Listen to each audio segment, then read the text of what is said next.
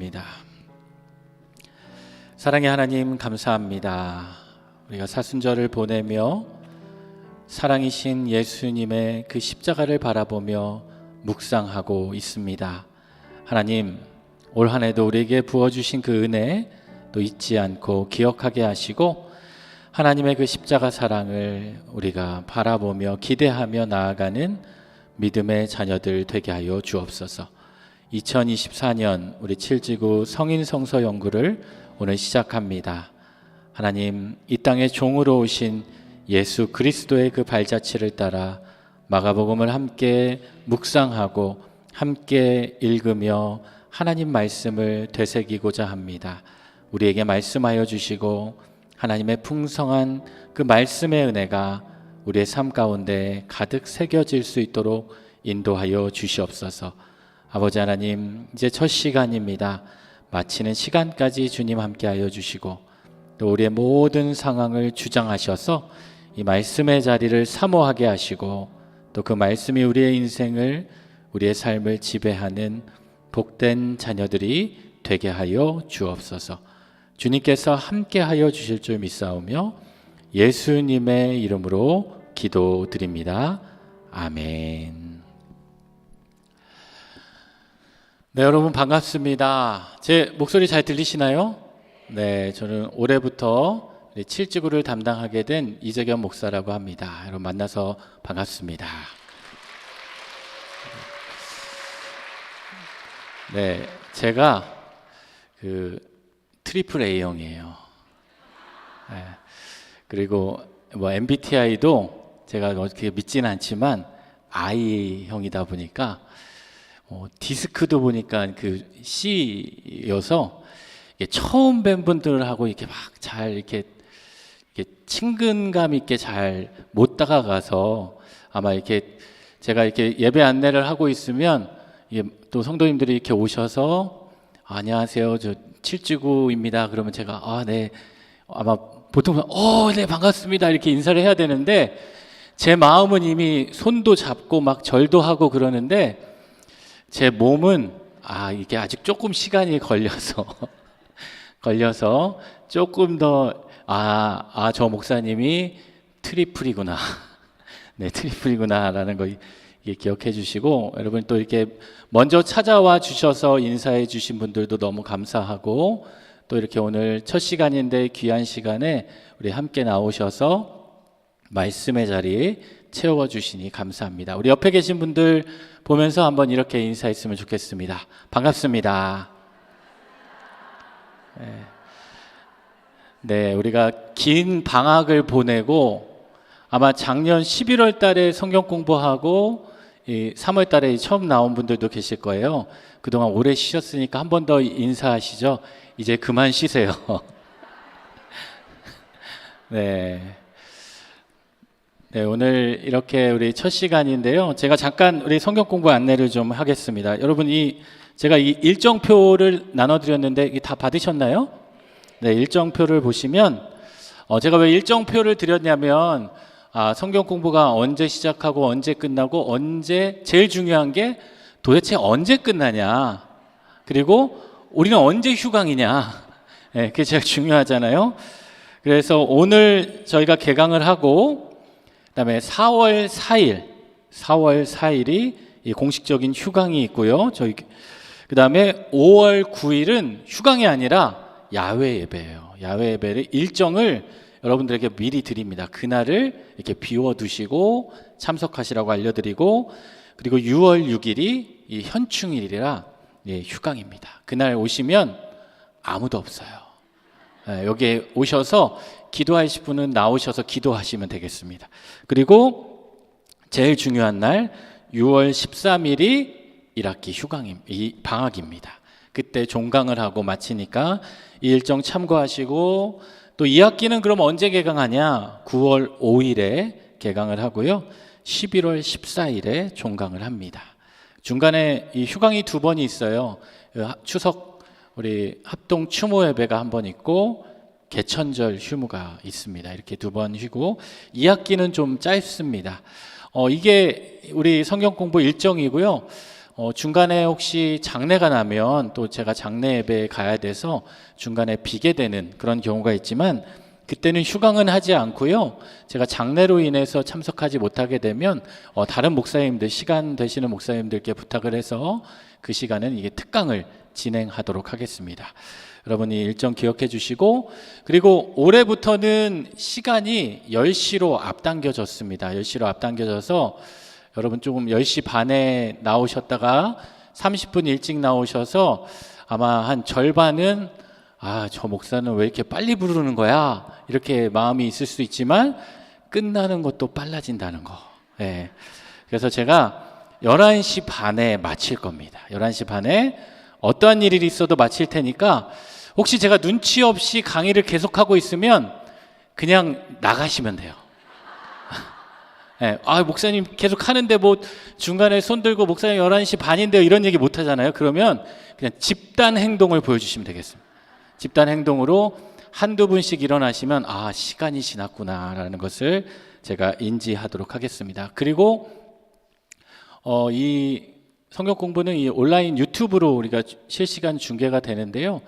혹시 이 갑자기 뭐 여러 가지 사정이 있어서 또 이 예배당에 못 나오시는 분들은 또 이 시간에 이 온라인 유튜브를 통해서 이 같이 성경 공부 참석하실 수 있고요. 또 그 실시간이 끝나도 제가 그걸 이게 다 올려놓을 테니까 여러분 나중에 혹시 직장 생활하시는 구역 식구들이 있으면 그 유튜브에 들어가셔서 같이 성경 공부에 참여할 수 있도록 그래서 이게 시청해 주시면 좋겠습니다. 성경 공부 그 영상은 언제까지 이렇게 게시가 되냐면 제가 천국 갈 때까지 아마 게시를 할 거니까 이게 필요하신 분들은 이렇게 들어주시면 좋겠습니다. 그래서 유튜브 주소가 이렇게 제가 교구장님들 통해서 이렇게 전달을 했는데요. 아마 또 막 길고 그렇다 보니까 또 전달이 잘 안 될 수도 있어요. 그러면 여러분 유튜브에서 이재겸 목사 이렇게 검색하시면 거기 나오는 거 들어가셔서 같이 참여해 주시면 좋겠습니다. 네, 그러면은 오늘 우리 마가복음 우리 산책을 시작할 텐데 여러분 교재 다 받으셨습니까? 네, 교재 받으셨죠? 이거 매 시간 드리는 거 아니고요. 오늘만 드려요. 네, 한 번밖에 안 드리니까 혹시 분실하신 분들은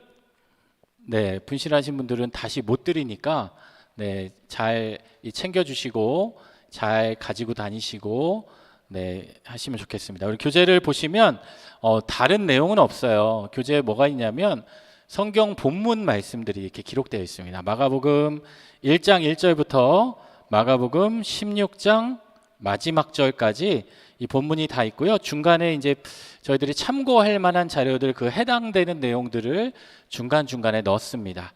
그래서 이번 우리 마가복음 성경 공부는 어떻게 진행할 거냐면 저와 여러분이 마가복음 1장 1절부터 16장 끝절까지 같이 읽을 겁니다. 그래서 이 성경 공부에 참석하신 분들은 이 마가복음을 다 읽고 공부하는 그런 시간이 될 텐데요. 우리가 성경 읽기에 대해서 잠깐 이야기를 하면 성경 읽기에 뭐 여러 가지 방법이 있지만 여러분 통독하시는 분들이 계실 거예요. 이 성경을 내가 일독을 한번 해보겠다. 이 전체를 통독하시는 분들은 너무 깊이 자세히 읽으면 그 일독하는데 몇 년이 걸릴 거죠. 몇 년이 걸려요. 그렇다 보니까 통독을 하시는 분들은 일단은 빨리빨리 그냥 읽는 데 목적이 있어요. 그게 의미 없다는 게 아니라 내가 신앙생활을 하는데 내가 아직까지 한 번도 통독을 못 해봤다 하시는 분들은 손을 들라고 하면 안 되니까 오른쪽 발가락을 한번 들어보십시오. 정확히 24분 계시는데 내가 신앙생활을 하는데 한 번도 통독을 안 해봤다. 그런 분들은 한번 도전을 해보셔야 돼요. 그래도 내가 예수 믿는 사람인데 하나님 말씀이 무엇인지 내가 한번 통독을 해봐야겠다. 그래서 한번 읽는 그런 도전을 해보시고 그래도 목사님 제가 한 1독은 했어요. 뭐 2독을 했어요. 뭐 여러 번 했어요. 그런 분들은 그 다음에 통독도 좋지만 정독을 한번 해보시기를 권해드립니다. 정독은 뭐냐면 자세히 읽는 거예요. 근데 성경이 여러분 자세히 읽건 빠르게 읽건 오랫동안 읽건 어떻게 쉽습니까? 성경이 쉽지 않아요. 어려워요. 그리고 간혹 이렇게 생각하시는 분들 계세요. 아, 목사님은 성경을 다 알 거야. 그래서 이렇게 질문하라 그러면 바로 그 자리에서 계속 질문하시는 분이 계셔요. 근데 저희 목사도 그 성경을 다 이렇게 알 수가 없어요. 저희도 계속 연구하고 공부하는 과정 가운데 있는데, 그것이 어느 때 필요하냐면 이게 정독하고 그것을 통해서 말씀을 공부할 때 이해하게 됩니다. 네, 제 목소리가 너무 크다고 마이크를 조금 띄워서 이제 잘 들리시죠? 네, 내가 첫 시간이다 보니까 제가 또 너무 이렇게 그래서 그래서 저희는 무엇을 할 거냐면 같이 읽고 그 말씀을 제가 같이 풀어가면서 성경을 공부해 보려고 합니다. 그래서 마가복음 1장 1절부터 우리 공부를 할 텐데요. 오늘은 첫 시간이니까 이 마가복음에 대한 전체적인 이야기를 같이 한번 해보려고 합니다. 마가복음 개요에 대해서 이야기할 텐데요. 여러분, 제가 교재는 6페이지 피시면 되겠습니다. 6페이지 마가복음 개요. 네, 마가복음을 우리가 읽을 텐데, 그러면 목사님 복음서가 여러 개 있는데 왜 마가복음을 정했나요? 저는 누가복음도 좋고 마태복음도 좋고 요한복음도 좋은데 왜 마가복음을 정했을까요? 제가 왜 여러분 마가복음을 정했을까요? 일단 가장 중요한 것은 가장 짧아서. 네, 마가복음은 16장까지 있어서 복음서 중에 제일 짧습니다. 제일 짧고 제일 간결한 복음이라고 말할 수 있어요. 이 마가복음의 저자는 누구일까요? 마가예요. 마가. 이 마가라는 사람은 이 이름이 어떻게 되냐면 마가 요한입니다. 요한. 이 요한이라는 단어는 이 히브리어예요. 히브리어. 요하나, 요나 이게 다 같은 이름입니다. 그리고 마가라는 이름은 헬라어 이름이에요. 그러니까 사도행전에 보면 마가라 하는 요한 이렇게 나오죠. 그래서 우리는 그 사람을 마가 요한이라고 이렇게 부르고 있습니다. 이 마가 요한을 우리가 가장 잘 알고 있는 이 성경의 내용이 어디인 줄 아세요? 이 마가 하면 제일 먼저 떠오르는 거, 예루살렘에 가면 마가의 다락방이 있어요. 가보신 분들 계시죠? 이 마가의 다락방. 마가의 다락방에 가면 이 마가복음 14장 15절에도 나오는데, 그리하면 자리를 펴고 준비한 큰 다락방을 보이리니 거기서 우리를 위하여 준비하라 하시니, 그 마가의 다락방, 마지막 그 6월절의 그 성찬 예식을 보냈던 그 마가의 다락방이죠. 이 다락방이 이 규모가 얼마나 될까요? 그 이스라엘에 가면, 예루살렘에 가면 그 마가의 다락방이라고 있는 곳인데, 그곳이 실제 마가의 다락방인지는 알 수 없어요. 학자들은 실제는 아닐 거다. 그러나 그 당시 마가의 다락방은 이러한 모습일 것이다. 그러한 형태를 가지고 있는 마가의 다락방일 것이다. 여러분, 그 마가의 다락방에서 기도하다가 오순절 성령 강림 사건이 일어나서 그곳에 몇 명이 모인 줄 아시죠? 120명이 모였다는 거예요. 여러분, 다락방에 120명이 모일 정도면 그 다락방의 규모가 얼마나 크겠어요. 제가 거기 예루살렘에 가서 그 마가의 다락방에 올라가 봤는데, 저희가 방문한 팀이 한 6명 그 정도 됐어요. 그런데 다른 팀들도 이렇게 있었거든요. 그래서 저는 이제 제일 궁금한 게, 여기 120명이 모일 수 있을까? 120명이 모일 수 있을까? 여러분, 사실 우리나라에서 이렇게 120명이 모일 수 있는 그 집에 다락방이 있는 곳이 그렇게 많지는 않잖아요. 그게 궁금했는데 제가 가서 보니까 120명 충분히 모일 수 있는 공간이더라고요. 그래서 그걸 통해서 추측할 수 있는 것은 마가는 상당한 부자였을 것이다. 그 당시 상당한 재력가였을 것이다. 그것을 알 수 있죠. 우리가 마가 하면 그럼 마가의 다락방의 주인이었다는 것을 알고, 또 하나는요, 마가는 베드로의 영적인 아들이었습니다. 이 베드로전서 5장 13절 말씀인데요. 우리 여러분 화면에 보이시죠? 글씨가 작진 않죠? 네, 같이 한번 빨간색 글씨 같이 한번 읽어볼까요? 시작. 택하심을 받은 바벨론에 있는 교회가 너희에게 문안하고 내 아들 마가도 그러하느니라. 베드로전서 5장 13절인데 이 마가는 어떤 사람이었냐면 베드로의 통역사 역할을 감당했던 사람이에요.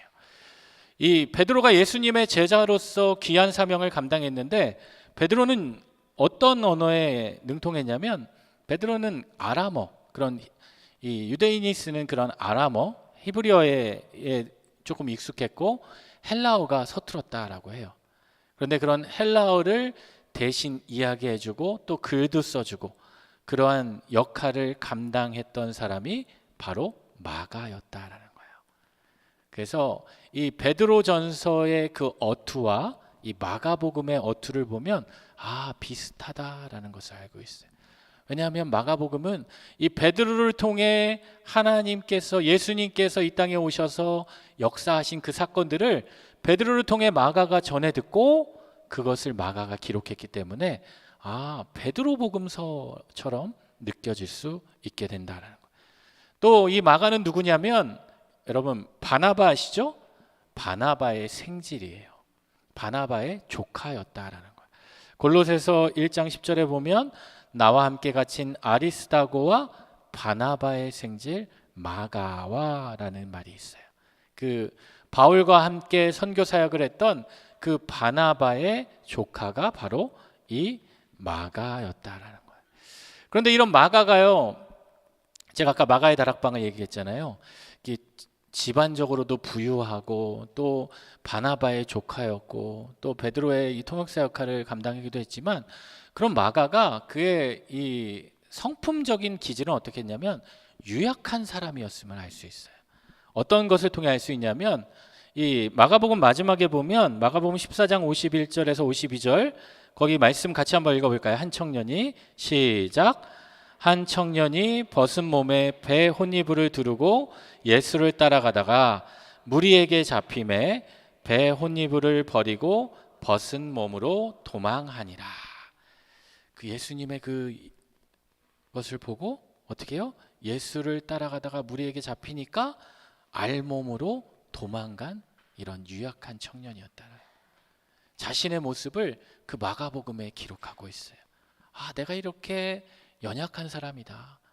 내가 이렇게 버리고 알몸으로 부끄러우면서도 도망치는 그런 사람이다. 그리고 사도행전 13장 말씀을 보면 함께 복음을 증거하다가 어떻게 해요? 마가 요한이 중간에 포기하고 돌아가게 되죠. 여러분 얼마나 열받아요. 같이 지금 선교 여행을 함께 떠나기로 결단하고 가는 그 과정 가운데 여러분 한 명이 빠지게 되면 여러분 어떤 마음이 듭니까? 김이 새잖아요. 내가 이번 구역에 우리가 다 모여서 어디 뭐 하려고 하는데 갑자기 어떤 분이 제가 못 갈 것 같아요. 여러분 그러면 여러분 마음 가운데 어떤 마음이 들어요? 잘됐다. 저분 같이 안 갔으면 좋았는데 내가 차마 얘기하지 못하고 있었는데 하나님 이렇게 도와주시네요. 여러분 그런 마음이 드세요? 아니잖아요. 왜 못 가는 거야?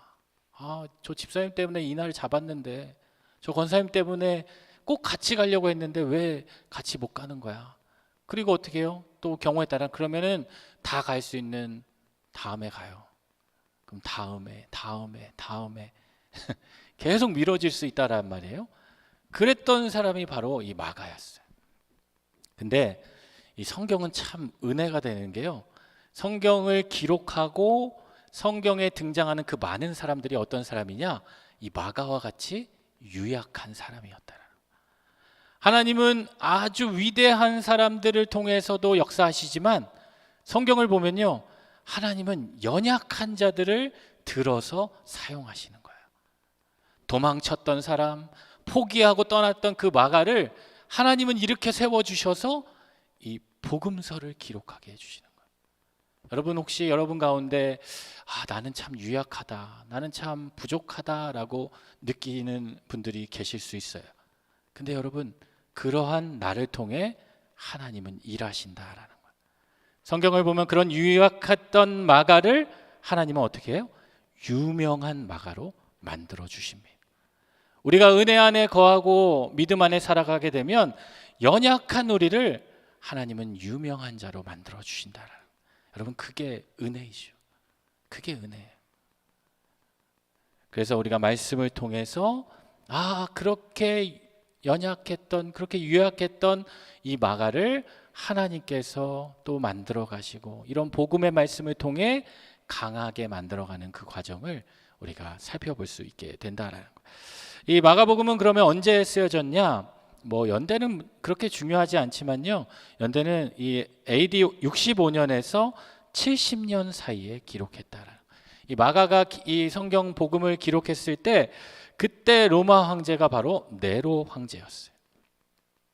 네로 황제가 이 기독교를 핍박하던 그 시기에, 그럼 마가복음은 왜 기록했을까? 그 기록 목적이 무엇이냐면, 이 로마 황제의 박해를 받고 있던 네로 황제죠. 네로 황제의 박해를 받고 있던 로마의 이방인 기독교인들을 향해 이 복음서는 쓰여졌다. 여러분, 다른 거 다 기억 못해도 요거 한 가지만 기억하시면 좋겠어요. 이 마가복음은 로마의 이방인들을 향해 기록했구나. 로마의 이방인들. 왜 로마의 이방인 기독교인들을 위해서 기록했냐면요, 그 당시 이 네로 황제가 있던 그 로마 시대 때 이 큰 화재가 일어나게 됩니다. 그런데 그 화재의 범인이 많은 사람들이 누구라고 추정했냐면 이 네로 황제라고 추정했어요. 왜냐하면 네로 황제는 그 당시 그 있는 그 궁전이나 그런 것들이 마음에 들지 않은 거예요. 그래서 새롭게 짓고 싶고 더 강한 것을 얻기 위해서 방법을 궁리하다가 이거를 불을 질러서 화재가 나면 다시 이런 것들을 이룰 수 있겠구나. 그런데 여론이 좋지 않은 겁니다. 그러니까 이 네로 황제가 어떻게 해요? 이 화재를 일으키는 사람들이 누구다? 기독교인들이다. 그래서 그 기독교인들을 그때부터 강하게 핍박하게 되었던 겁니다. 특히 그 로마에 있던 그 기독교 이방인들이 그러한 핍박을 받고 있는 그런 상황 가운데 마가는 마가복음을 통해서 예수님이 누구시고 너희의 삶에 함께 하시는 분이심을 말씀해 주고 있는 겁니다. 그렇다 보니까 마가복음을 읽게 되면 우리가 어떤 느낌이 드냐면요, 유대인들의 관습에 대해서 자세하게 설명해 줘요. 왜 그럴까요? 이 사람들은 이방인들이기 때문에 관습을 잘 모르는 거예요. 그리고 이 유대인들이 쓰던 언어가 무엇이냐면 아람어였어요. 아람어. 여러분, 아람어 알고 계시는 아람어 있습니까? 달리다굼 아시죠? 예수님께서 하시는 뭐 엘리 라마 사박다니, 에바다, 이런 것들이 다 아람어예요. 이 마가복음에 보면 그런 아람어를 쓰면서 번역하면 무엇이더라, 이런 이야기가 있어요. 왜냐? 이 이방인들이기 때문에 그 아람어를 모르는 거예요. 그러니까 헬라어로 어떻게 되는지 표현해 주고 있는 것을 알 수 있게 됩니다. 여러분, 복음서가 있는데 우리가 특히 마태, 마가, 누가, 요한, 이 4개의 복음서가 있는데 왜 하나님은 이 복음서를 4개나 주신 거야? 하나 읽기도 바쁜데. 여러분, 그런 마음이 들 수도 있지만 각기의 복음서가 전하는 내용은 똑같아요. 왜? 예수 그리스도의 그 복음을 증거하고 있으니까. 그런데 그 복음을 증거하기 위해 이 복음서가 전달하는 그 대상은 다양하다라는. 마태복음은요, 유대인들을 향한 복음이에요. 그러니까 더 유대인적인 그런 언어들이 많이 있고요. 그러니까 율법에 대한 그런 것들을 더 많이 다루고, 마가복음은 로마에 있는 이방인들을 향해 쓴 책이고, 이 누가복음은 특별히 헬라인들, 이방인들을 향해, 또 가난한 자들, 그 당시 천대받던 자들을 향해 쓴 복음서고, 요한복음은요, 모든 사람들을 위해서 쓴 복음서라고 할 수 있어요. 온 우주적인 복음이다라고 말할 수 있습니다. 종합해 보면 이 마가복음의 특징은 제가 한 5가지 정도, 복음서 가운데 가장 먼저 기록된 복음서고, 또 행동 중심으로 기록된 거예요. 그래서 모든 것들이 이 사역 중심으로. 그래서 다른 복음서보다 짧은 이유가 막 이런 설명, 그런 배경들 그냥 그것은 생략하고 어떻게 해요? 간결하게, 긴급하게. 그래서 마가복음에 가장 많이 나오는 단어 중에 하나가 뭐냐면, 물론 뭐 여러 가지 예수님 뭐 이런 단어, 복음 이런 게 나오겠지만 다른 복음서와 다르게 많이 등장하는 게 곧, 또 즉시 이런 단어. 왜냐면 긴급하니까 빨리 증거하는 거야. 핵심만. 우리 이런 거 있잖아요. 막 어떤 사람 만나면 이 이야기를 하는데 이 시작 이야기할 때 배경이 너무 길어. 뭐 얘기하면은 내가 어저께부터 해가지고 뭐 했는데 사실 그게 몇 년 전부터 있었고 우리 부모님 때부터 있었고, 그러면요 그걸 들어주면서 어떤 분은 그랬구나 그랬는데, 또 급한 사람은 어떻게 해요? 핵심만 말해. 핵심만 말해. 내가 그런 것 막 긴급한 사람들, 그런 성격이 급한 사람들은 이 마가복음을 읽으면 다른 복음서보다 더 빨리 이렇게 와닿는. 여러분, 왜 베드로가 급했잖아요. 베드로가 다혈질이었고 급했잖아요. 그러다 보니까 베드로의 영향을 받았던 그 마가도 그렇게 급한 그런 복음의 긴급성을 강조하고 있고요. 그 다음에 예수님이 하나님의 아들이심을 강조합니다. 그래서 마가복음 1장 1절부터 바로 예수께서 하나님의 아들이시다라는 것을 이야기하고, 모든 사건이 예수 그리스도의 십자가를 향해 나아가고 있고요. 그 다음에 제자도가 무엇인지를 가르쳐주고 있습니다. 특별히 로마에 있는 이방인 기독교인들에게 너희가 예수를 따른다라는 것이 무엇인지를 이야기해주고 있어요. 그러니까 너희가 그 로마에 거하면서 복음을 믿고 있지만 핍박당하고 있고 너희가 어려움 가운데 있지만 예수를 믿는다는 것, 예수님의 제자가 된다라는 것이 무엇인지를 마가복음은 이야기해주고 있습니다.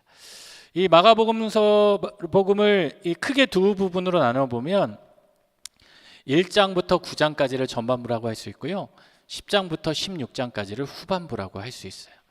그래서 이것을 이렇게 정리해보면 1장부터 9장까지는 예수님의 사역 중심이에요. 그 사역의 핵심은 어디냐?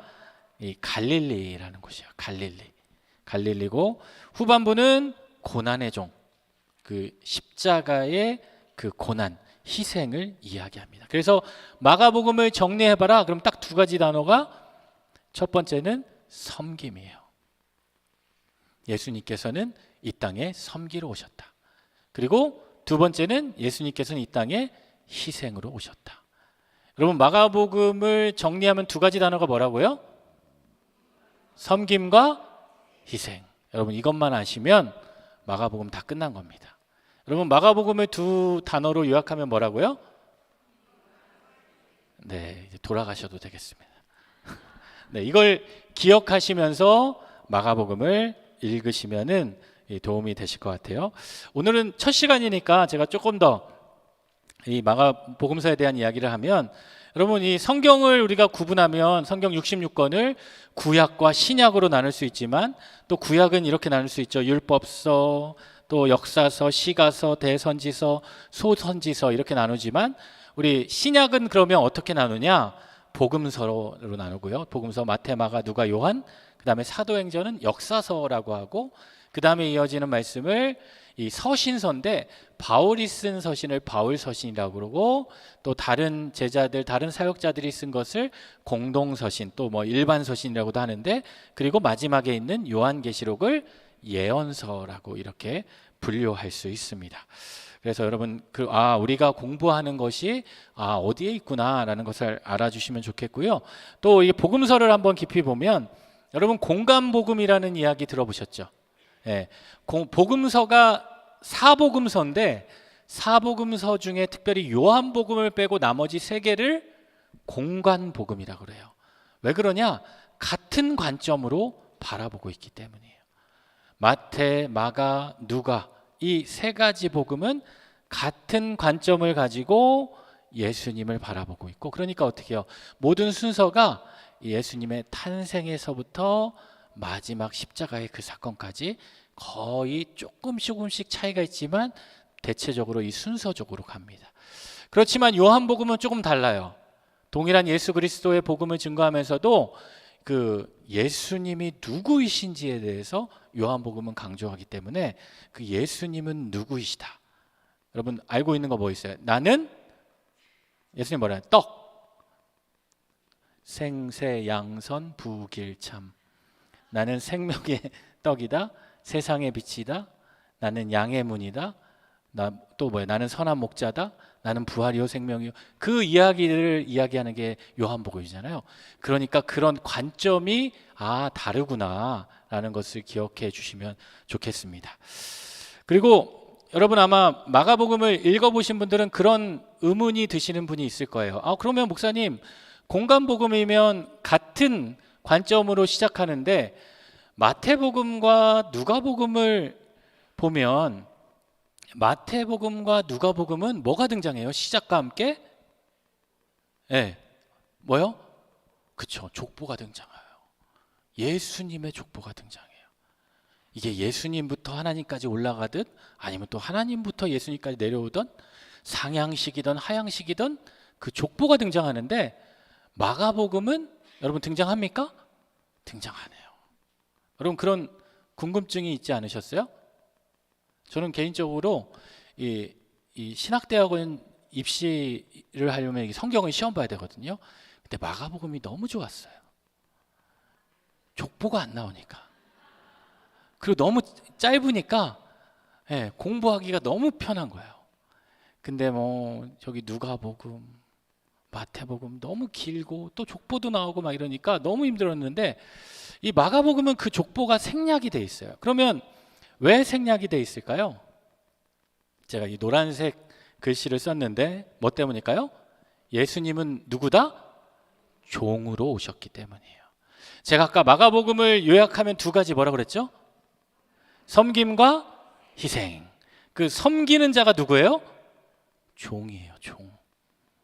마가복음에서 예수님은 뭐라고 나타내냐면 종으로 나타내주고 있어요. 여러분 종의 역할은 뭡니까? 섬기는 거예요. 종의 역할은 족보가 제가 무슨 족보고요 이게 중요하지 않은 거야. 족보는 만약에 종이 아니라 양반쯤 되면 그 족보가 누구의 몇 대손 이게 중요한데 종은 여러분 족보가 중요하잖아요. 종은 뭐가 중요해요? 지금 당장 그 일을 섬길 수 있는가 없는가, 주어진 주인의 그 명령에 따라서 일을 할 수 있는가 없는가, 그게 더 중요한 거예요.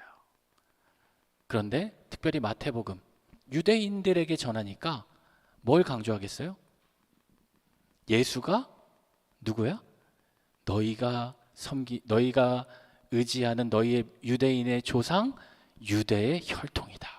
특히 유대인들이 믿음의 조상, 우리도 마찬가지지만 누구예요? 아브라함. 아브라함의 조상이다. 아브라함의 후손이다 라는 것을 이야기하는 거죠. 그리고 누가복음은 이 헬라인들의 대상이니까 그 족보를 타고 어디까지 올라가요? 하나님까지 올라가게 되는 거예요. 여러분 그런 차이가 있는 겁니다. 종으로 오신 예수님이기에 족보가 그렇게 의미가 없겠구나 라는 것을 기억하시면 좋겠습니다. 올해 우리가 이 마가복음을 같이 공부할 건데요. 이 마가복음을 언제 끝날지 모르겠어요. 근데 올해 못 끝내면 내년에도 하면 되니까.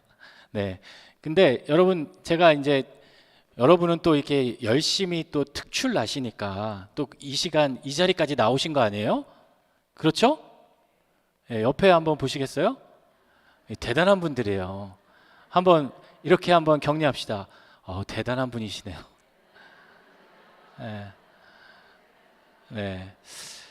제가 성경을 보면서 그런 생각을 해요. 이 하나님께서 예수님을 통해 우리의 삶에 많은 성경 속의 기적을 베풀어 주셨는데 다른 게 기적이 아니구나. 우리가 지금 이 세상을 살아가면서 하나님 말씀을 공부하고 있는 게 이게 기적이구나. 그리고 여러분이 지금 이 시간에 이 자리에 앉아 있는 게 여러분 기적입니다. 여러분 기적으로 믿겨지십니까? 그 기적의 자리에 함께 참여하시니까 여러분 또 공부할 때 또 목사님 저는 마가복음을 수십 번 읽었어요. 이번 학기는 그냥 마가복음 끝내고 싶어요. 정말 더 열심히 하고 싶은데 방법이 없을까요? 그런 분들에게 제가 또 이게 소개합니다. 학교에서도 보면 선생님들이 그냥 기본 이 책을 소개하기도 하지만 또 어떻게 해요? 참고서적. 그럼 또 꼭 그런 친구들이 있어요. 우등생들. 그 막 벌써 다 이미 선행학습 다 끝내고 지금 아마 이 자리에 계신 분들도 아 이번 학기 마가복음이래라는 것을 보고 이미 한 10독 이상 하시고 오신 분들도 계실 텐데 그런 분들을 위해서 제가 이게 몇 가지 이 참고 서적을 소개합니다. 첫 번째는 히브리어 성경이에요. 네. 아 근데 이 성경이 이 신약 성경이 헬라어로 기록되어 있어서 히브리 성경에는 없고 그래서 헬라어 성경을 제가 이렇게 소개하겠습니다. 헬라어가 이게 능통하신 분들은 보시면 좋고 이건 아주 뭐 특별한 경우고요. 여러분에게 소개할 것은 이겁니다. 저희가 이 교재로 쓰는 것은 성경책 개역 개정판이에요. 우리 교회도 쓰고 있는 그 성경책이죠. 개역 개정판인데 아 목사님 제가 다른 버전의 성경을 좀 보고 싶습니다 라고 추천해 달라고 하시는 분은 뭐 여러 가지 번역들이 있겠지만 특별히 여러분 활용할 수 있는 그런 성경들은 이 새번역 성경, 새번역 성경. 요즘 여러분 그 표준 새번역 아시죠? 그 표준 새번역이 또 다시 이게 새롭게 번역이 돼서 새번역이 됐어요. 이러다가 또 몇십 년 뒤에 그 새번역이 다시 번역되면 그때는 어떤 번역이라고 할지 모르겠네요. 뭐 완전 새번역 뭐 이렇게 나올까요? 예, 그리고 또 오늘날 우리들의 말로 쓰여져 있는 우리말 성경. 뭐 현대인의 성경도 있고 또 어린이 성경도 있고 다양한 성경이 있겠지만 또 이 성경이 있고요. 그다음에 여러분 많이 알고 계시는 메시지 성경. 그렇죠? 여러분 메시지 성경은 아마 집에 한 몇 권 정도는 있으실 거예요. 근데 이 메시지 성경이 이 처음에는 이 챕터별로 나왔어요. 그러니까 복음서. 근데 이제는 보니까 권별로도 나옵니다. 그러니까 한 권짜리 마가복음 이렇게도 나와 있어서 간편하게 어디 이렇게 이동하시면서도 볼 수 있고 여러분 시간 날 때 너무 이렇게 유튜브만 이렇게 막 보시고 그러면 은혜가 안 되니까 여러분 안 보시더라도 이게 성경책에 여러분 핸드백에 마가복음 이렇게 이 교재는 너무 커서 평상시 못 가지고 다니니까 마가복음 이렇게 작아요. 뭐 아마 이 A4 한 반 이거보다 작거든요. 그거 하나 이렇게 구매하셔가지고 한 2, 3천 원 할 겁니다. 가방에 이렇게 넣으시고 그냥 안 읽더라도 이렇게 가지고 다니시다가 일부러 가방 이렇게 열어두세요. 그러면 권사님 이거 뭐예요? 내가 이번 학기 마가복음 공부하잖아. 네, 그렇게 이렇게 보이는 용이라도 네, 이렇게 공부할 수 있도록 이렇게 하시면 좋겠습니다.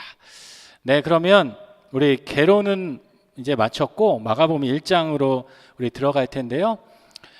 네, 이쯤에서 우리 잠깐 우리 쉬었다가 네, 여러분 쉬는 거 좋으시죠? 네, 지금 50분입니다.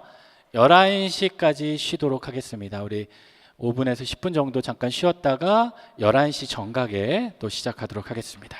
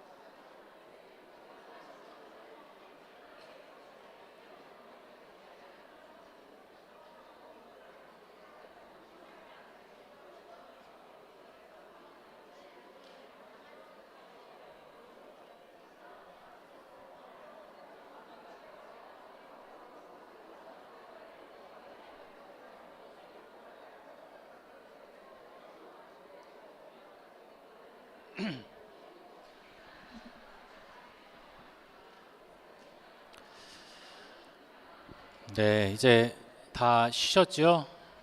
네, 또 이어서 우리가 이제 성경 공부했는데 마가복음 1장 1절도 아직 시작 못해서 네, 이제 우리 7쪽을 한번 피시면 좋겠습니다. 7페이지 마가복음 1장 우리 말씀을 우리 1장 1절 말씀 우리 같이 한번 1장 1절 같이 한번 읽어보겠습니다. 시작. 하나님의 아들 예수 그리스도의 복음의 시작이라. 마가복음은 사실 이 핵심 구절 중에 하나가 바로 1장 1절이에요. 하나님의 아들 예수 그리스도의 복음의 시작이라. 우리 교재에 보면 이 1장 1절 앞 위쪽에 그 지도가 있어요. 지도를 보시면 이것은 뭐냐면 이 예수님의 탄생 이야기예요. 근데 마가복음에는 등장하지 않는, 특히 마태복음에 나오는 그 탄생 이야기들을 이게 지도로, 이 그림으로 이렇게 표시해 놨고요. 제가 왜 이것이 마가는 생략되어 있냐? 마가에서 이야기하는 예수님은 종으로 오신 예수님이기에 이것을 생략하고 있다라는 것을 말씀드렸습니다. 1장 1절 하나님의 아들 예수 그리스도의 복음의 시작이라. 그래서 마가는 시작과 동시에 이 마가복음의 특징 가운데 하나였잖아요. 마가복음의 특징 가운데 하나는 뭐였냐면 예수님의 하나님의 아들 되심을 강조하고 있다. 그래서 하나님의 아들 예수 그리스도. 여러분, 하나님의 아들이라고 하는 것은 이 예수님의 신성을 얘기합니다. 우리가 예수님의 인성이 있고 신성이 있는데, 인성은 어떤 부분이겠어요? 이 육체를 지니고 계시는 그 모습, 인간의 모습. 그러면서도 예수님은 참 하나님이시죠. 그 이유는 신성을 가지고 계시기 때문이에요. 그래서 하나님의 아들이신 예수님이다. 그래서 이 예수라는 이름은요, 여러분, 우리가 예수님 얘기할 때 예수 그리스도라고 이야기하잖아요. 그러면 그 이름이 무엇이냐라고 물으면, 여러분, 이름은 뭘까요? 예수. 예수 하면 조금 약간 우리는 잘 예수라고 안 하잖아요. 뭐라 그래요? 예수님. 예수님. 그 예수라는 이름은 무슨 의미냐? 여호와는 나의 구원자가 되신다. 그래서 성경을 보면 예수라는 이름도 있지만 특별히 구약 성경에는 어떤 이름이 있냐면 여호수아 또 호세아, 다 같은 의미입니다. 그래서 예수, 여호수아, 호세아, 뭐 영어로 조수아 이렇게 이야기하죠. 그게 다 예수라는 의미를 지니고 있어요. 여호와는 구원이시다. 그러면 우리가 얘기할 때 예수 그리스도, 그럼 그리스도는 무엇이냐? 그리스도는 예수님의 직함, 직분을 이야기하는 거예요. 우리가 뭐 저를 이야기할 때 이재겸이라는 이름을 이야기하지만 그건 이름이고요. 또 뭐라고 그럽니까? 이재겸 목사라고 부르잖아요. 그 목사가 바로 그 직분에 해당되는 거죠. 아, 저 사람이 맡은 직함, 직책. 여러분으로 말하면은 무슨 집사님, 권사님, 성도님, 그런 또 장로님, 그런 직함을 이야기하는 건데, 예수님의 직함은 무엇이다? 그리스도이시다. 여러분, 이 그리스도라는 단어는, 여러분, 우리가 그리스도라는 단어도 알고 있지만 히브리어로 뭘 알고 있냐면요, 메시아라는 단어. 여러분 많이 들어보셨죠? 메시아는 히브리어예요. 근데 그 메시아 히브리어의 헬라어 표현이 바로 그리스도라는 거예요. 그래서 이건 무슨 의미가 있냐?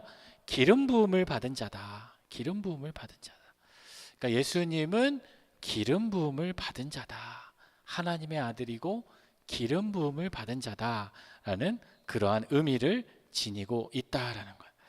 그리고 이 하나님의 아들 예수 그리스도는 어떻게 보면 우리가 하나님이신 예수님이 이 땅에 그 아들의 육신의 모습을 지니고 이 땅에 오셨다. 창조주 하나님을 우리가 믿고 고백한다라는 것을 말할 수 있어요. 여러분, 창세기 1장 1절 다 암송하시죠? 어떻게 됩니까? 태초에 하나님이 천지를 창조하시니라. 네. 이게 창세기 1장 1절이잖아요. 여러분 요한계시록 맨 마지막 장 마지막 절 마칠 때 뭐로 끝나는 줄 아세요? 네? 네, 쉬워요. 우리 항상 끝날 때 뭘로 끝나요? 아멘. 그래서 이런 교회도 있어요. 우리가 예수님을 얘기할 때 뭐라고 얘기해요? 알파와 오메가. 그게 헬라어 알파가 A고 오메가가 영어로 Z잖아요. 처음과 나중. 네, 그래서 어떤 교회는 이 알파와 오메가 교회도 있지만 성경의 첫 단어가 뭡니까? 성경의 첫 단어 창세기 1장 1절 뭐로 시작해요? 태. 끝날 때 뭘로 끝나요? 아멘. 그래서 태멘 교회도 있어요. 저 교회가 무슨 태멘이 뭐야? 왜 태멘 교회가 뭐야? 알고 봤더니 성경의 첫 단어와 마치는 단어를 이렇게 태멘 해가지고, 그러니까 꼭 약간 이단 같지 않아요? 아멘이라고 해야 되는데 저 교회는 왠지 말씀이 끝나면 태멘 이럴 것 같고, 그 의미를 지니고 있는데, 하나님의 아들 예수 그리스도라는 것 자체가, 그것을 믿는 것 자체가 우리의 신앙의 출발점이 되어야 한다라는 거예요. 그래서 창조주 하나님의 아들 예수 그리스도. 그런데 여러분, 이 예수가 하나님의 아들 되심을 여러분 믿으십니까? 믿어요? 아니, 안 믿으시는 분이 계신 것 같은데. 여러분 믿으세요? 근데 이 사실을 예수님께서도 증거하시고 많은 이들이 복음을 증거하면서 말씀했음에도 불구하고 많은 사람들이 믿지 못했다라는, 특별히 유대 종교 지도자들은 그 사실을 믿지 못했고, 또 예수님을 함께 따라다녔던 예수님의 제자들도 그것을 믿지 못했다라는, 믿는 척 했지만 순간순간, 그리고 예수님이 그 십자가로 끌려가시고 잡히는 그 모습을 보면서 이 제자들은 어떻게 해요? 나중에 예수님을 부인하고 버리고 떠나고 믿지 못했다라는. 그런데 이 마가복음을 보면 재미있는 표현이 있는데요, 우리 뒷부분에 나오는데 제가 여기 마가복음 1장 24절 말씀을 적어뒀어요. 같이 한번 읽어볼까요? 시작. 나사렛 예수여, 우리가 당신과 무슨 상관이 있나이까? 우리를 멸하러 왔나이다. 나는 당신이 누구인 줄 아노니 하나님의 거룩한 자니이다. 여러분, 이게 누구의 말일까요? 누구의 말일까요? 믿음의 사람의 고백이 아니라 귀신의 고백이에요. 여기 뒤에 보면 더러운 귀신 들린 자, 예수님이 그 더러운 귀신 들린 자를 그 치유하는 그 사건에서 귀신들이 예수님을 향해 고백하는 거예요. 그러니까 여러분, 귀신들은 이 예수님께서 하나님의 거룩한 자, 하나님의 아들이심을 믿고 있었는데 그 제자들도 믿지 못했다라는 거예요.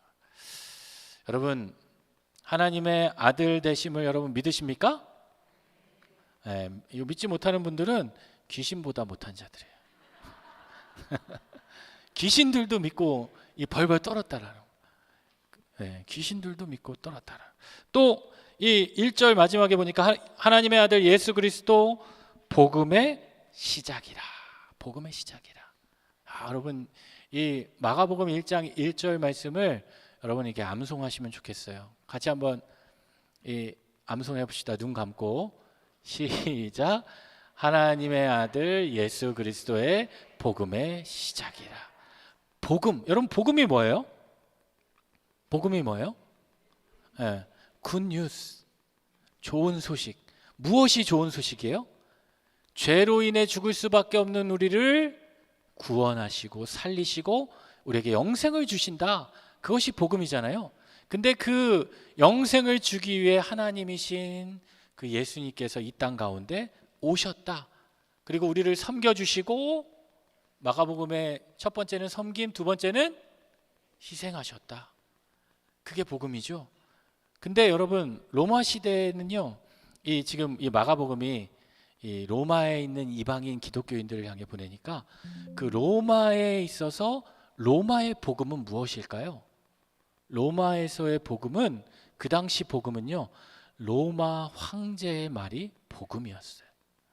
다른 게 복음이 아니라 그들이 믿는 복음은 무엇이냐면 로마 황제가 전달하는 거, 로마 황제가 명령하는 거.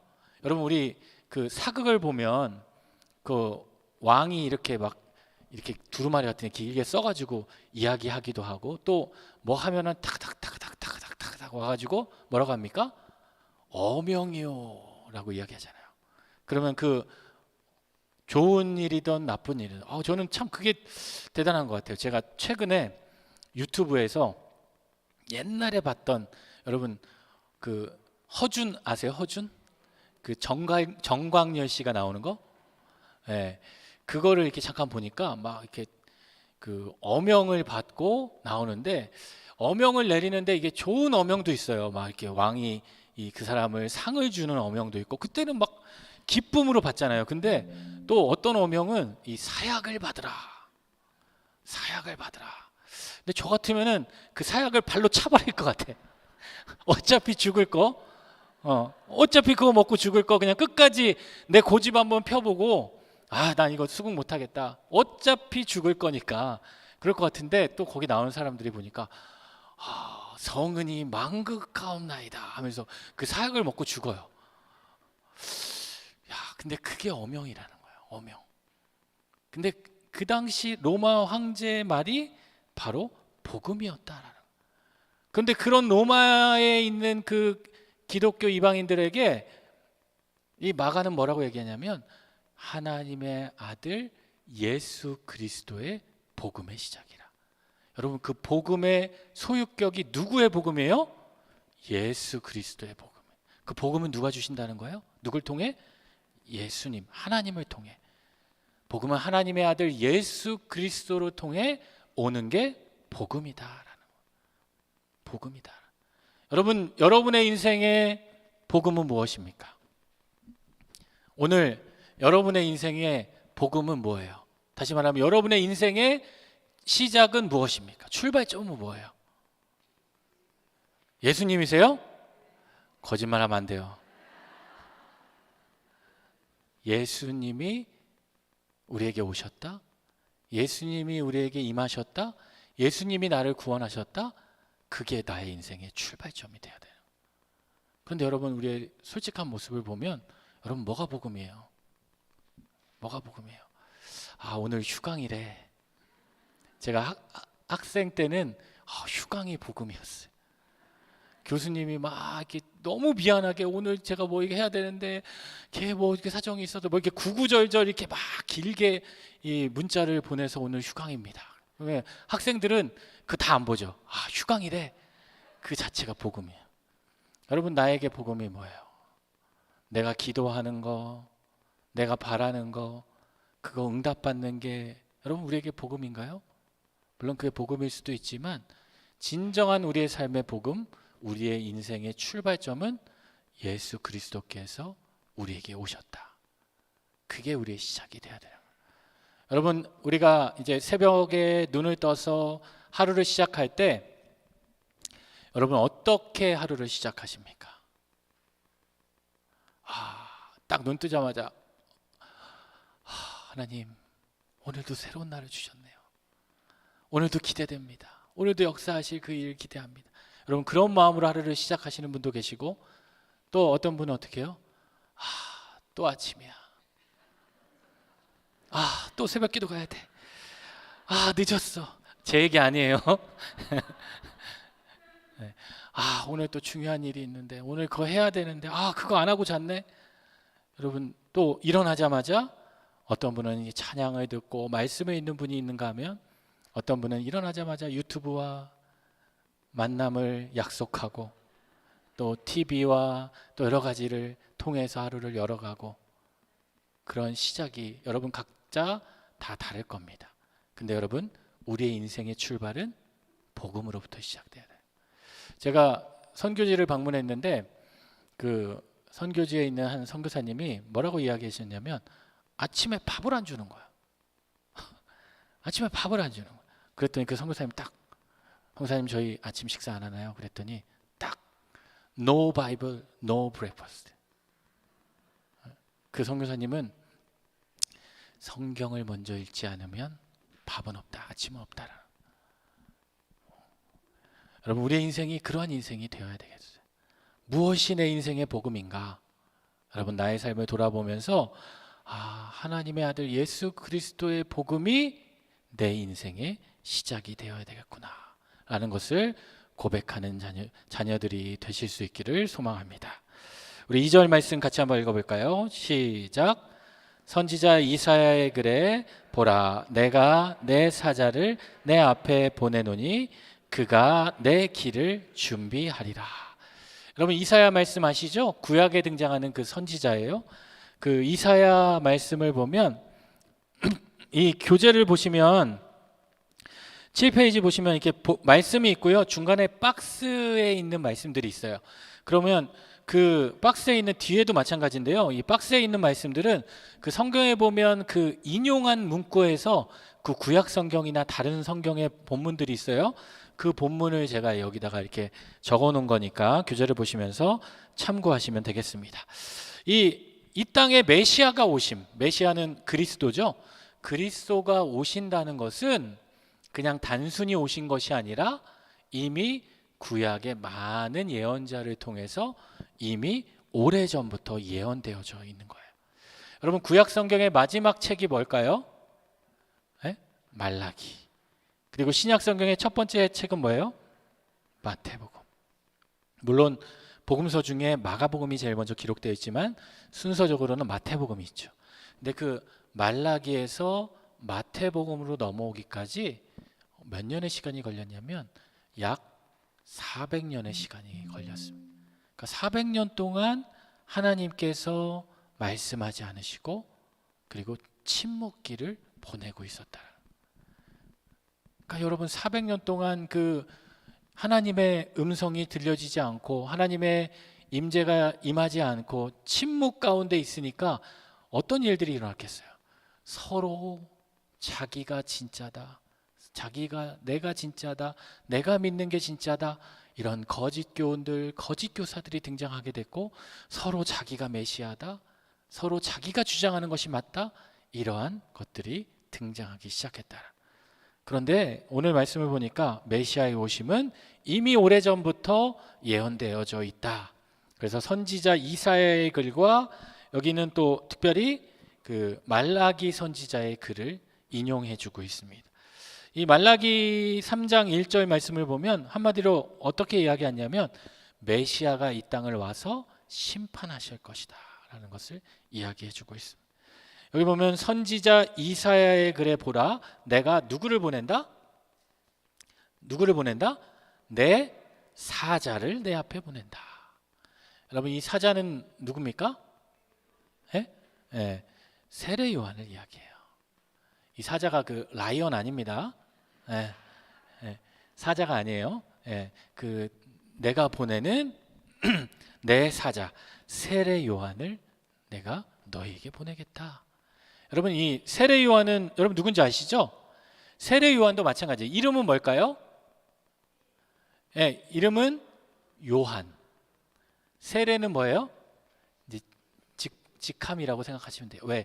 세례를 베푸는 사람이어서 세례 요한이라고 이렇게 부르는 겁니다. 근데 원래 그의 이름은 요한이다. 근데 그 세례 요한의 의미는 어떤 의미가 있냐면 여호와는 은혜롭다라는 거예요.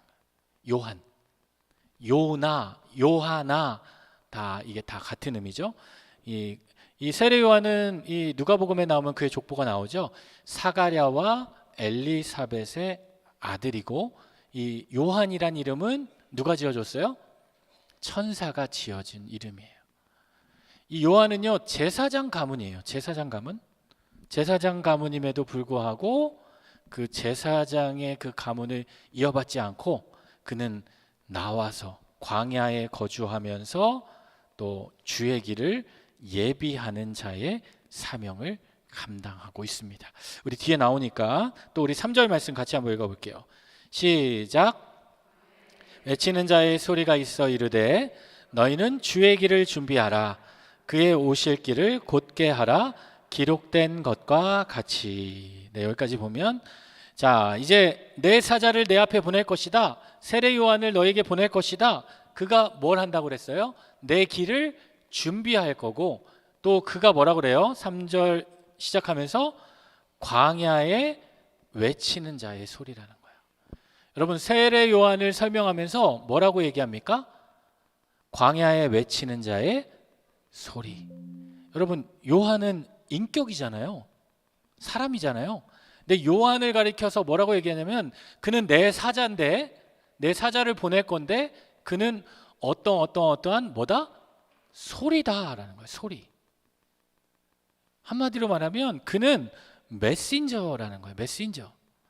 나의 사명을 받은 그런 소리 역할을 하는 소리일 뿐이다라는 거예요. 단순한 그 주님의 뜻을, 소식을 전달하는 소리에 불과하다라는 거예요. 여러분, 이게 바로 세례 요한의 정체성.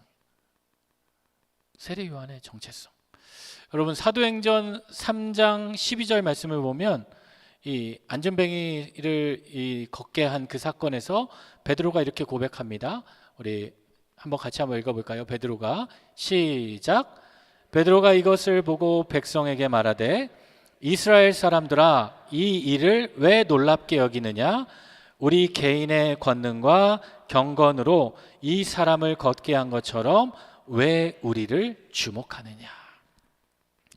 베드로가 고백하잖아요. 은과 금 나 없어도 내게 있는 것을 내게 주노니 곧 나사렛 예수 그리스도의 이름으로 명하노니 일어나 걸어라. 그러니까 걷게 됐어요. 여러분, 그게 누구의 능력으로 일어난 거예요? 나사렛 예수 그리스도의 이름의 능력으로, 예수의 능력으로 그 일을 행했는데, 많은 사람들이 어떻게 해요? 누굴 보는 거예요? 누굴 봐요?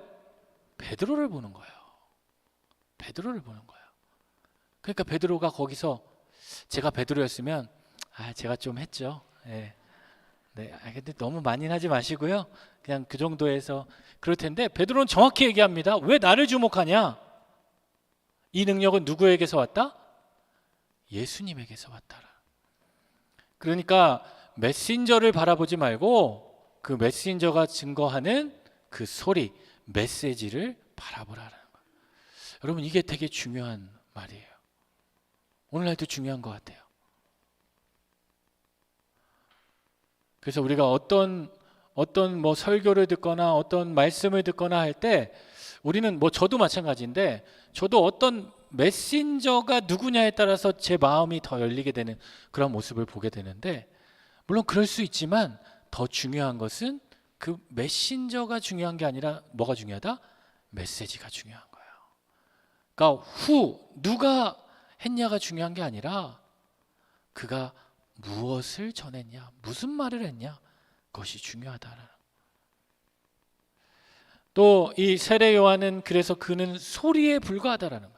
그가 많은 세례를 베풀었고 많은 일들을 일으켰고, 그게 중요한 게 아니라 요한이 증거하는 그 소리, 그 복음의 소리, 그가 했던 사명 가운데 하나는 무엇이냐면 주의 길을 준비했다라는 거예요. 주님이 오시는 그 길, 여러분, 그 길은 어떤 길이냐? 왕이요, 이 전쟁에 나가서 크게 승리를 하고 돌아올 때, 가서는 뭐 전쟁에서 승리해서 포로된 백성들을 데려오기도 하고, 또 우리에게 포로로 끌려갔던 그 사람들을 데리고 오기도 하고, 또 많은 물질들을 가지고 개선 행렬을 하는 그 행렬에 세례 요한이 어떻게 해요? 우리도 같이 끼워주는 거예요. 야, 너는 함께 하지 않았잖아, 너는 별로 공로가 없잖아, 빼버리는 게 아니라 그곳에 함께 우리도 그 행렬에 설 수 있도록 우리도 그 길을 준비하도록 해주시는 거예요. 그래서 여러분, 우리가 믿음 생활하면서 우리는 그 우리의 정체성을 기억해야 돼요. 이 세례 요한이 뭐라고 그랬어요? 광야에 외치는 자의 뭐다? 소리다. 그래서 여러분, 우리는 믿음 생활하면서 우리 신앙의 정체성을 잘 인식해야 돼요. 때로는 내가 가진 그 직분, 내가 가진 그 직함이 나를 나타내는 것처럼 보이지만 그렇지 않다라는 거예요. 내가 했던 것, 내가 지금까지 이루었던 것, 그것이 아니라 우리를 통해 일하신 그 하나님을 우리는 인정할 수 있어야 돼요. 제가 아까 시작할 때 마가 요한을 이야기하면서, 마가는 참 어떤 사람이었다고 그랬어요? 유약한 사람이었다고 그랬잖아요. 그런데 하나님의 은혜를 입고 그 유약했던 마가가 어떻게 됐다? 유명해졌다라는 거예요. 여러분, 우리는 소리의 역할을 감당하게 되면 누가 우리를 유명하게 만들어주세요? 예수님이, 하나님이, 성령님이 우리를 유명하게 만들어주시는 거예요. 내가 유명하려고 힘쓸 게 아니라 내게 주신, 내가 전해 들은, 내가 믿고 있는 그 복음의 소리를 내가 증거하면, 그 일을 내 삶 가운데 감당하면 하나님께서 우리는 무명한 자이지만 유명한 자로 만들어 주신다. 여러분, 이게 찬양 중에 그 성도의 노래라는 찬양이 있어요. 여러분 아시죠? 모르세요? 성도의 노래. 모르세요? 아시죠? 이 찬양의 가사를 보면 우리 같이 한번 불러보면 좋을 것 같은데요. 한번 찬양해 볼까요? 아시는 분은 우리는 무명하나 유명한 자요, 죽음의 위기 속에도 참 생명 가졌고 근심 하나 기뻐하며 가난하나 다른 이를 부욕해 하는 자로다. 여러분, 이 찬양의 전 제목이 참 은혜가 됐어요. 제목이 뭐냐면 뭐예요? 성도의 노래, 목사의 노래, 권사의 노래, 집사의 노래, 장로의 노래가 아니라 무슨 노래예요? 성도의 노래. 혹시 또 이런 분이, 목사님 저는 권사라서 이 노래는 저하고는 안 맞는 거예요. 저는 집사라서 저는 집사의 노래를 부를 거예요. 그게 아니라 이 성도는 뭐예요? 예수 그리스도를 따르는 무리들은 다 성도라고요. 여러분, 교회에서 성도라고 할 때 여러분 성도님 그러면은 물론 아직 직분을 안 받으신 분을 성도라고 하지만 목사도 성도고 장로도 성도고 권사도 성도고 집사도 다 성도예요. 그 성도들이 불러야 할 노래를 이렇게 전은주 전수사님이 이렇게 작곡한 노래인데 이 찬양의 가사가 저는 참 은혜가 됩니다. 여기 시작할 때 이 후렴 부분인데 우리는 뭐하다? 무명하나 어떻게 해요? 유명하다. 왜요? 예수님으로 인해 유명해진 거예요. 예수님으로 인해. 우리는 소리에 불과한데 그 소리를 증거하고 그 소리를 믿고 따를 때 예수님께서 우리를 높여주셨다라는 거예요. 우리가 마가복음을 함께 공부하는데 이번 학기에 함께 공부하면서 여러분 그러한 믿음과 그러한 결단이 있었으면 좋겠습니다.